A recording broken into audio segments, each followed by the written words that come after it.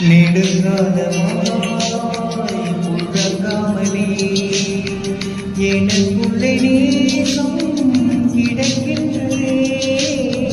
உன்னை பார்த்த உயிர் தூண்டவே உதடுகள் தான்